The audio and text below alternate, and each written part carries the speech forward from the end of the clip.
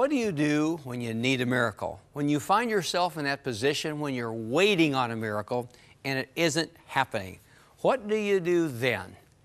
I just wrote that book, Miracles Are For Real, and my hope was either the first chapter or the last chapter of the book would be about my wife, Carol. My wife, Carol, is battling stage 4 cancer. We've been at this battle for over 4.5 years. In fact, the particular kind of cancer she has, only 4% actually live to their 5th anniversary from diagnosis. So we're needing a miracle, and yes, we're needing it now. And I was in hopes when I set out to write the book on miracles that the first or the last chapter would be a glorious story about my wife. She was diagnosed with the cancer back in June of 2007. I resolved an issue shortly after the diagnosis. What did I resolve? That whether the miracle that I long for happens or not, it does not mitigate, the absence of a miracle does not mitigate in any way against God's love. My God loves me whether I ever see that miracle or not.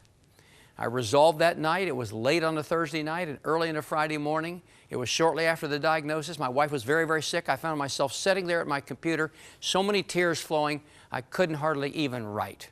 And the result is, what came upon my heart was I will never follow the advice of Job's wife. Job 2:9, curse God and die. No, my God loves me regardless of what happens. When I came to the end of writing the book, I was sitting with a manuscript in my hand in a cancer hospital, working on the final manuscript, and I kind of expected the doctors to walk in with great news. Instead, the team of doctors walked in and said, "We have very bad news." Now, what does that mean that my wife and I are going to do in this meantime? Are we merely waiting for a miracle? No, we're loving God because He loves us. And this is the phrase I like to use, we're pressing forward. People say, "How are you doing? How are you doing?" I don't simply say, "Oh, we're waiting for a miracle." No, we're pressing forward. We're pressing into God. We love Him and He loves us, even if a miracle would not come. And by the way, that's not a statement of doubt. I fully believe one will come. But the point is, we've chosen to live life at this juncture, even if the cancer happens to still be there. You see, cancer cannot define us. Why? We're defined by God's love. Are miracles for real? Her car flipped upside down and plummeted to the Red River, which was partially frozen. 2 men pulled her out of the river, saving her life. You might say definitely because you've experienced a miracle yourself. I had 5 arteries that were severed. Not torn, not pinched, but completely severed. So doctors say I should have bled to death in just a few minutes.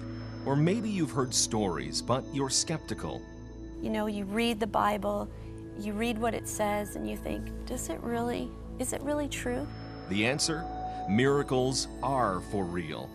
In this book, Dr. James Garlow carefully examines biblical teaching about miracles, and it's packed full of truly amazing stories that will boost your faith. It's our thanks to you for your support.